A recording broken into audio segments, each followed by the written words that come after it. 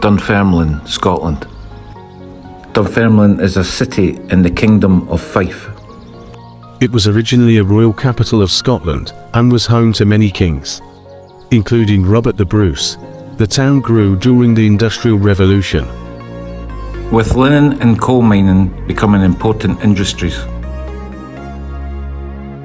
The famous industrialist Andrew Carnegie was born in Dunfermline in 1835. In the early 20th century, the town saw growth in engineering and shipbuilding during World War II. Dunfermline played a huge role in the manufacturing of military aircraft.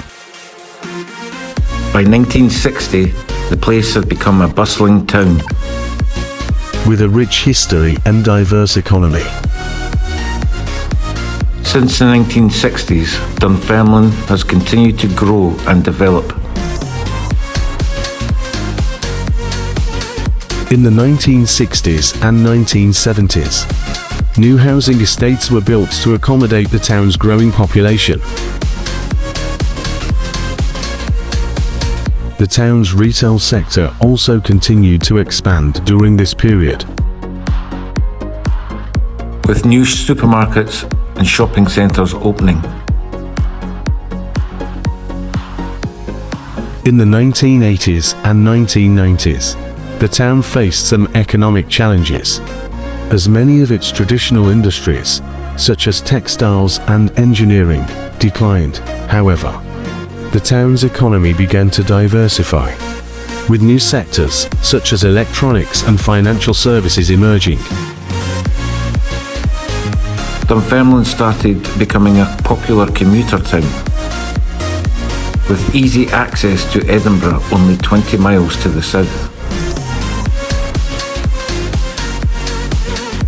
In the early 2000s, the town underwent a significant redevelopment project, which included the creation of a new retail and leisure complex, as well as improvements to the town's transport infrastructure. The redevelopment was a success. It developed the area and created new jobs. Today, Dunfermline is a popular city with a population around 50,000 people.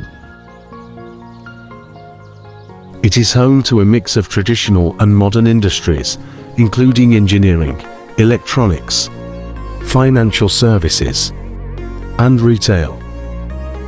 The city is a popular tourist destination, with the Abbey, the Vintage Bus and Carnegie museums. Scottish Vintage Bus Museum. The Scottish Vintage Bus Museum is set in a 49-acre site, just a few miles north of Dunfermline, and it holds over 100 buses, as well as trains, a horse tram, and other exhibits. It doesn't matter what your age is, whatever it is, there'll be something here for you. The Bus Museum is open to the public for the 2023 season, every Sunday 12:30 to 1700 from April 2nd until the 1st of October. They wish to say thank you to everyone that has supported them with donations over the years. A selection of restored vehicles are available for viewing in our exhibition hall. The buses that are not on display will be made available for the open weekend held in August. Buses, also known as coach buses, have a history that dates back to the early 20th century. The first motorized coaches were introduced in the 1920s and quickly became a popular mode of transportation for long-distance travel. These early coaches were usually made of wood and had open tops. By the 1930s, they were a complete structure made out of metal. In the 1950s and 60s, coach buses became even more popular as highways were expanded and improved. making long-distance travel more accessible. These buses were equipped with amenities such as air conditioning, reclining seats, and restrooms.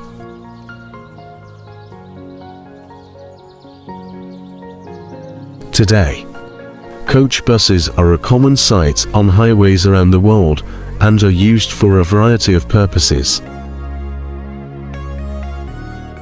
At the museum, you'll see the evolution of the bus. They continue to evolve with new technologies, including eco-friendly engines and advanced safety features. Even just now, the driverless buses are heading over the Forth Road Bridge. The Andrew Carnegie Birthplace Museum. Andrew Carnegie was born on November 25, 1835. You will now see the house that he was brought up in as a child.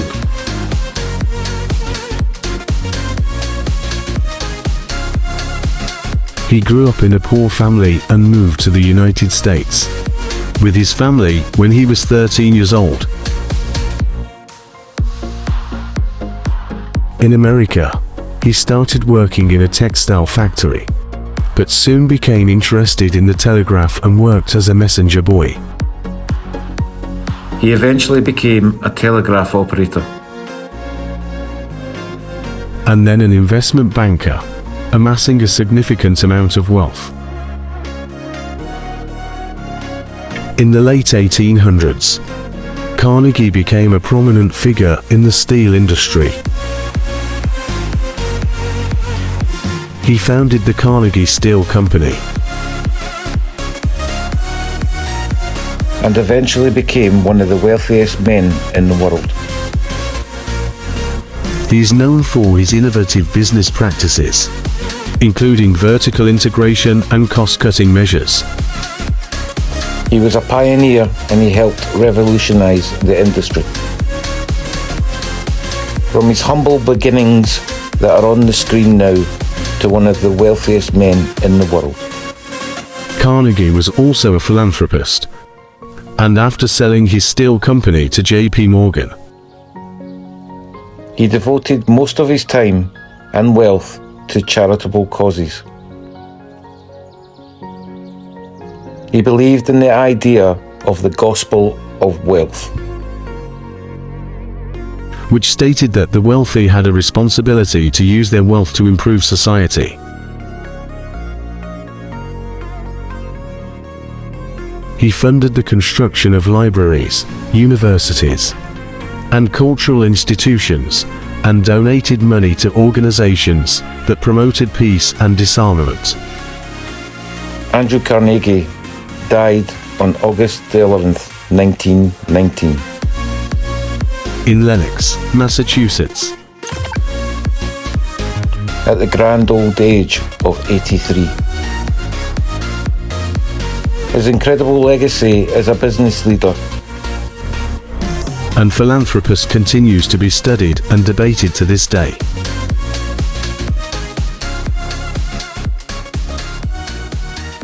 We fight for God, for honour, for country, for family. For yourselves I do not care, so long as you fight! King Robert the Bruce, also known as Robert I, was a Scottish nobleman and warrior who lived from 1274 to 1329. He is best known for his role in the Scottish Wars of Independence, which led to the country's independence from England. Robert was born into a noble family and was raised in Scotland and England. His family had a claim to the Scottish throne, and he became involved in the struggle for the throne after the death of Alexander III in 1286. He supported John Balliol's claim to the throne. However, he switched his allegiance to Edward I of England. Robert soon became disillusioned with Edward I's rule and joined the Scottish Rebellion against the English rule. He was involved in a number of battles, including the Battle of Bannockburn in 1314, where he led the Scottish army to a decisive victory over the English. This battle is considered one of the most significant battles in Scottish history. After the battle, Robert was recognised as the King of Scotland and was crowned in 1329. He spent much of his reign trying to establish Scotland as an independent nation. He fought against English forces in a number of campaigns. He was successful in securing Scotland's independence and signed the Treaty of Edinburgh-Northampton in 1328. which recognised Scotland as a sovereign state. Robert the Bruce is also known for his role in Scottish culture and folklore. He is often depicted as a heroic figure who fought for Scottish freedom, and his story has been retold in many forms of media, including literature and film. Despite his significant achievements, Robert the Bruce's reign was not without controversy.